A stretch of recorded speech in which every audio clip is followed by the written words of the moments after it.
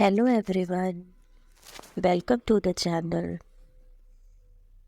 आज हम पढ़ेंगे रिवॉल्यूशनरी सोशल मूवमेंट यानी कि क्रांतिकारी सामाजिक आंदोलन क्या होता है। सबसे पहले आता है कि उसका अर्थ क्या होता है। क्रांतिकारी सामाजिक आंदोलन का अर्थ क्या होता है।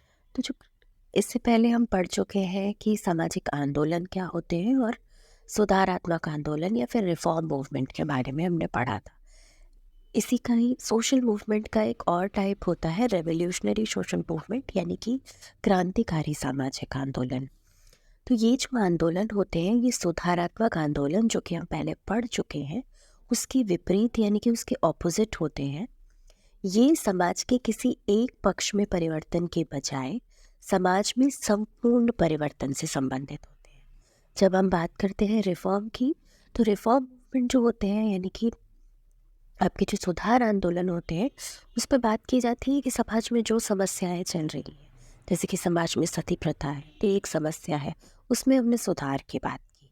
लेकिन जब हम रेवोल्यूशन की बात करते हैं, जब हम बात क्रांतिकारी आंदोलन की करते हैं, तो ये उसके विपरीत होते हैं। ये किसी एक पक्ष में परिवर्तन ना करने के लिए बल्कि समाज में संपूर्ण परिवर्तन की बात करते हैं।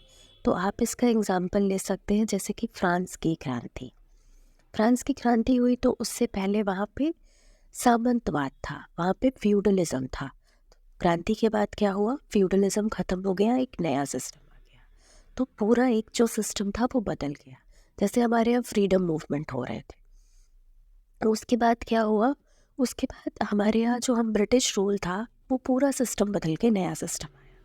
तो अर्थात ये जो आंदोलन है वो सामाजिक व्यवस्था को पूरी तरह से समाप्त करके एक नई सामाजिक व्यवस्था को स्थापित करने की बात करते हैं। क्रांतिकारी सामाजिक आंदोलन का ये अर्थ होता है। अब आती है क्रांतिकारी आंदोलन की परिभाषा। एमएसए राव के अनुसार क्रांतिकारी आंदोलन का मुख्य उद्देश्य अभूतपूर्व परिवर्तनों के साथ संबंधित किया जा सकता है, जिससे संपूर्ण सामाजिक सांस्कृतिक व्यवस्था परिवर्तित हो जाती है। और ऐसे परिवर्तन संपूर्ण होते हैं, आकस्मिक होते हैं और अक्सर इनमें हिंसा का भी समावेश होता है। तो जो क्रांतिकारी आंदोलन है उनका मुख्य उद्देश्य क्या होता है, अभूतपूर्व परिवर्तन से उनको संबंधित किया जाता है। और हमने जैसा कि अर्थ में पढ़ा था कि संपूर्ण परिवर्तन की बात होती है, पूरे परिवर्तन की। तो जो भी समाज होता है उसकी एक सामाजिक और सांस्कृतिक व्यवस्था होती है, वो पूरी तरह से बदलने की उसको बात की जाती है।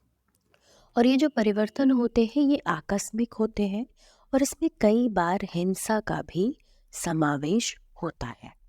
ये परिभाषा थी क्रांतिकारी आंदोलन की एमएसए राव के अनुसार। एक और परिभाषा है एएल बर्ट्रैंड के अनुसार। एएल बर्ट्रैंड कहते हैं क्रांतिकारी आंदोलन वे आंदोलन हैं जो वर्तमान सामाजिक व्यवस्था को उखाड़ फेंकते हैं या उसको हटा देते हैं और उसके ही स्थान पर उचित या फिर सही सही समझी जाने वाली सामाजिक व्यवस्था को स्थापित करते हैं। उसकी जगह पे किस व्यवस्था को स्थापित करते हैं, उचित समझे जाने वाली को। अगली परिभाषा है पॉल विल्किंसन के अकॉर्डिंग। पॉल विल्किंसन कहते हैं क्रांतिकारी आंदोलनों का मुख्य उद्देश्य तत्कालीन स्थिर, जो कि उस समय की स्थिर राजनीतिक, आर्थिक और सामाजिक ढांचा होता है, उसको हटा देना है। तो ये थी आपकी क्रांतिकारी आंदोलन की परिभाषाएं।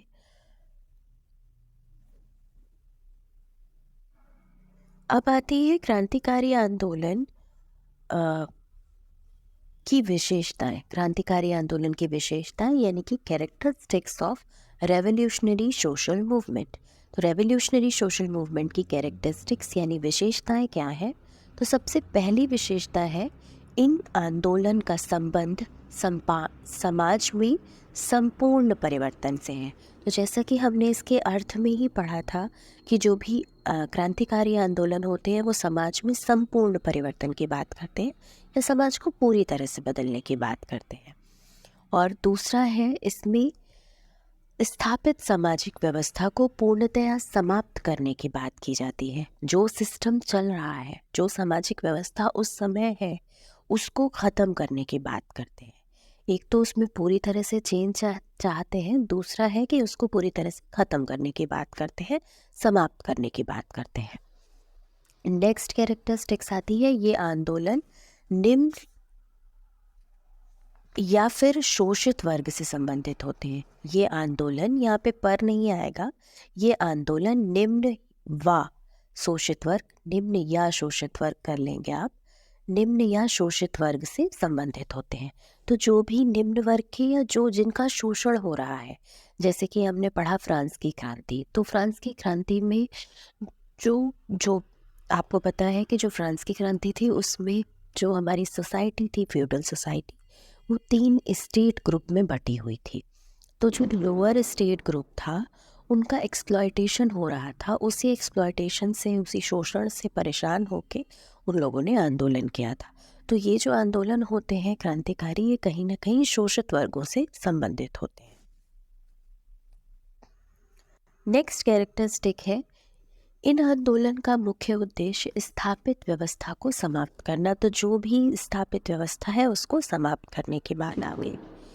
फिर आता है कि ये आंदोलन हिंसक प्रवृत्ति के होते हैं, क्योंकि इसमें हिंसा का भी समावेश होता है। जैसे कि हम रिफॉर्म में शांति प्रिय या अहिंसक तरीके से बात करते हैं, उसमें हिंसा नहीं होती, लेकिन इसमें हिंसा आती है। क्रांतिकारी आंदोलन में कई बार हिंसा भी आ जाती है, यानी कि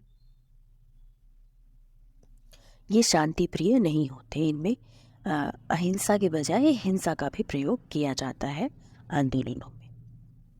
तो ये था आपका कि क्रांतिकारी आंदोलन, यानी कि एक सामाजिक आंदोलन का एक प्रकार होता है क्रांतिकारी आंदोलन, उसके बारे में। आई होप आपको समझ आया होगा।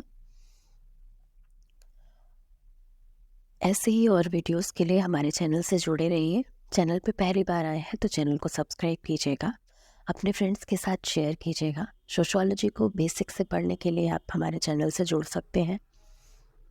ये अभी जो सोशल मूवमेंट वाला पार्ट है, ये अभी न्यू इंट्रोड्यूस हुआ है आपके बीए सेमेस्टर 3 में।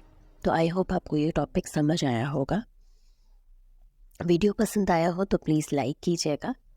किसी और टॉपिक पे वीडियो चाहते हैं तो आप कमेंट में कर सकते हैं। And thank you so much for watching.